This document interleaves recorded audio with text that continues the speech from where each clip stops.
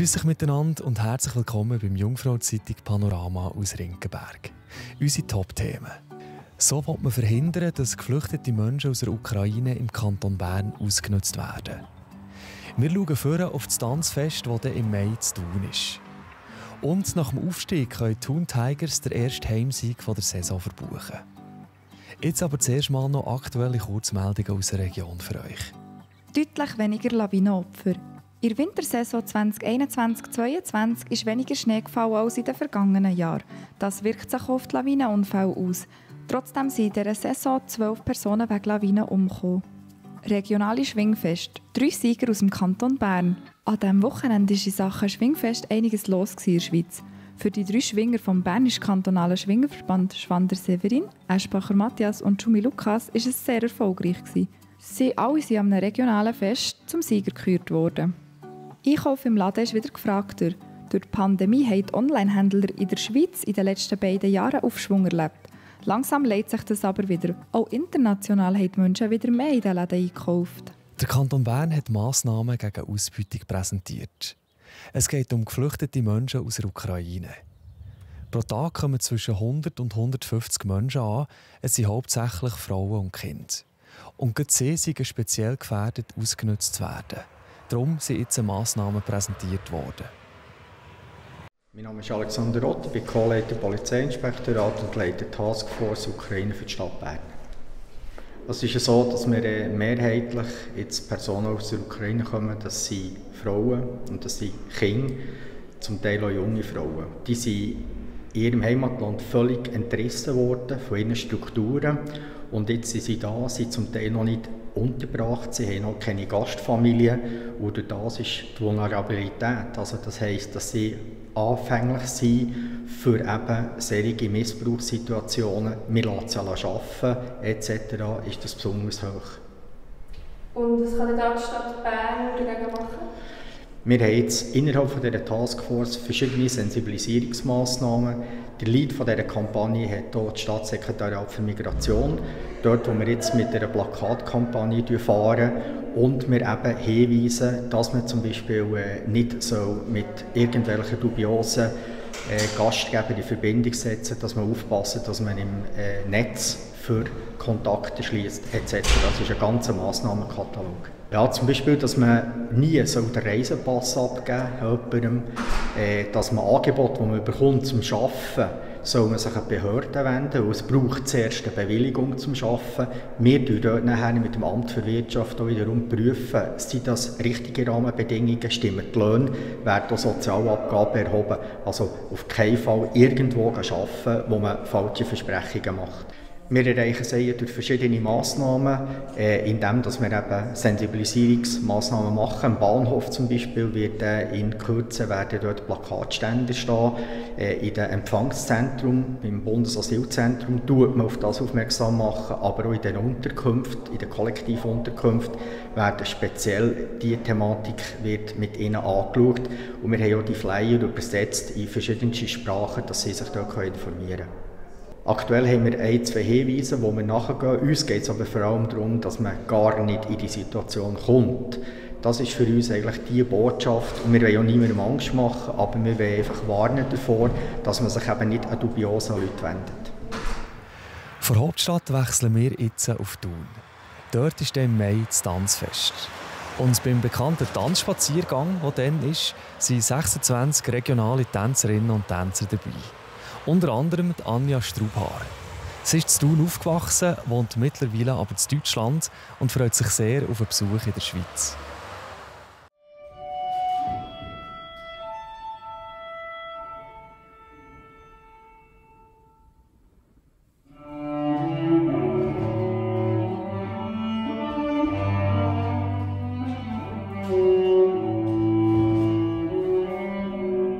Ich bin Anja Strubhaar.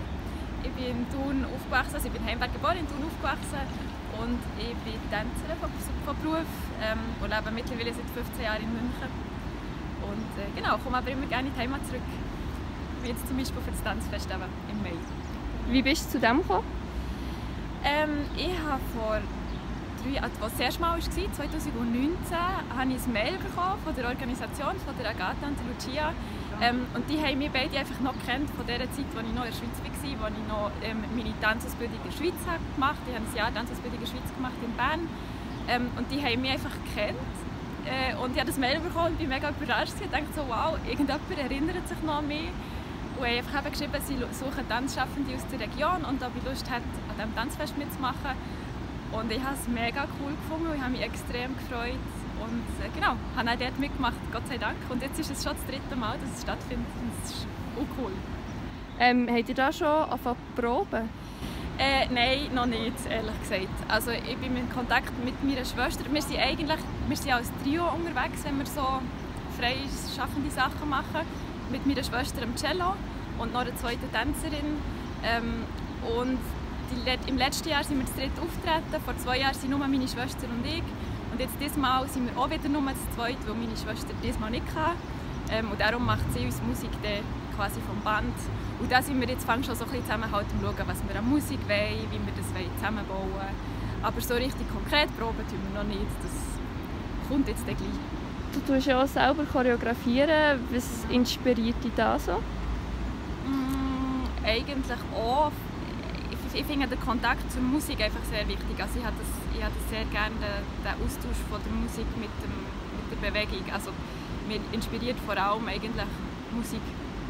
So, ja. Und dann Bilder, die entstehen. Also ja, wenn ich Musik höre, habe ich relativ schnell ein Bild im Kopf und dann ist das quasi so der Knackpunkt, das Bild dann auch auf den Körper zu transportieren. Was bedeutet die Teilnahme am Tanzfest Thun für dich? Ja, viel. Ich freue mich wirklich extrem wieder auch dieses Jahr. Es ist einfach sehr cool, wieder hierher zu kommen, wieder den Kontakt zu haben mit den ganzen Leuten, die da teilnehmen. Ich kenne relativ viel halt noch von früher. Die Schweizer Tanzszene ist ja irgendwie klein.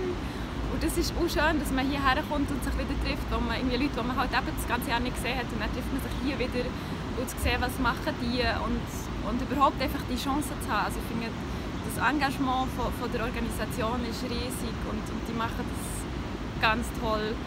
Und ich finde es eine super Gelegenheit, einfach auch den Tanz quasi so einer Allgemeinheit wie näher zu bringen. Wir bleiben noch zu Thun, wechseln aber vom Tanzen zu einer Vollkontakt-Sportart: American Football. Die Thun Tigers konnten aufsteigen in die höchste Schweizer Liga und sie haben jetzt den ersten Heimsieg verbucht. Die Thuner gewinnen mit 35:20 gegen die Winterthur Warriors.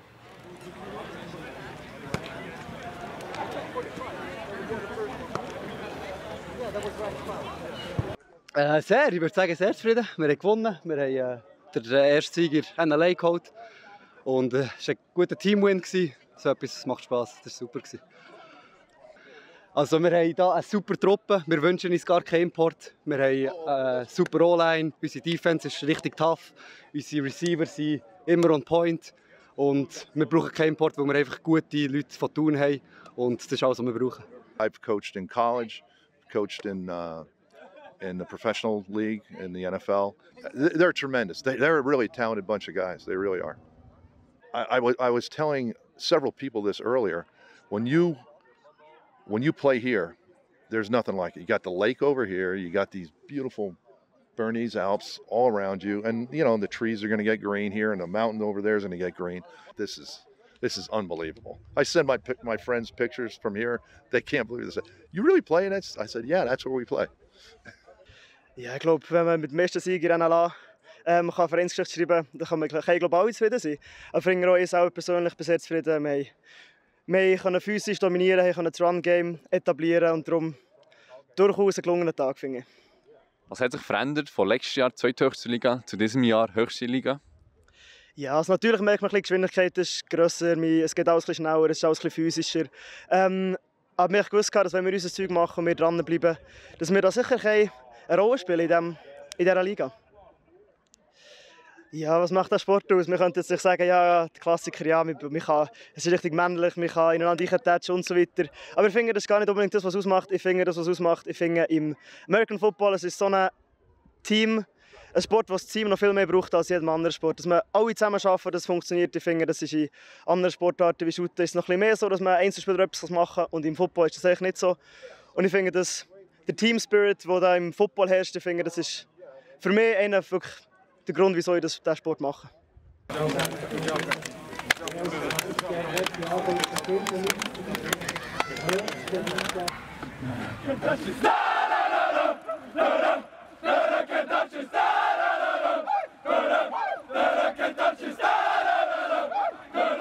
Nicht nur die Spieler der Thun Tigers haben sich durchsetzen. Auch die Sonne setzt sich im Moment noch durch. Und wie es da die nächsten Tage genau aussieht, das sagen euch dann in ein paar Momenten unsere Kollegen von Meteo News. So viel für heute. Mehr spannende Artikel findet ihr auf unserer Webseite jungfrauzeitung.ch. Ich wünsche euch einen schönen Feierabend. Das Wetter wird euch präsentiert von Interlaken Tourismus. Das ist Ihr Jungfrau-Zeitungswetter für den Kanton Bern. Schön sind Sie dabei. Ich heiße Sie ganz herzlich willkommen und grüße Sie heute mit bereits herrlich grüner Wiese aus Bötzingenberg. Ja, die Schweiz die liegt auf der Vorderseite von einem grossen Tief, am heutigen Dienstag über dem Atlantik dreht. Zwischen dem Tief und dem Hoch über dem Mittelmeer strömt bis am Donnerstag zunehmend sehr milde und auch mit Sahara-Staub angereicherte Luft zu uns. Ja, nach einer meist bewölkten Nacht starten wir mit einem freundlichen Mix aus ausgedehnten hohen Wolkenfeldern mit Sahara-Staub und milchigem Sonnenschein neuen Tag. Dazu messen wir am Morgen rund 7 Grad in Biel bis zu 6 Grad in Bern und ebenfalls 6 Grad gibt es in Frutigen. Auch der Nachmittag wird freundlich, trotz zeitweise dichteren mittelhohen und hohen Wolken und auch immer mehr Sahara-Staub. Schimmert die Sonne durch und es wird nochmal warm mit bis zu 21 Grad in Langenthal und auch in Burgdorf. Und auch im Oberland klettert das Thermometer auf bis zu 20 Grad. Für den grünen Donnerstag erwarten wir am Morgen noch sonniges Wetter. Im Verlauf des Tages nehmen die Wolken zu und bis am Abend steigt die Schauerneigung an.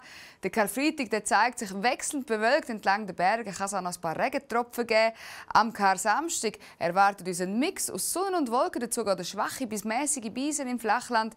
Ja, und der Ostersonntag und der Ostermontag, die werden wahrscheinlich recht sonnig. Wie sonnig genau, das erfahren Sie schon bald. Bis dann wünsche ich Ihnen einen ganz tollen Abend und alles Gute. Ade miteinander.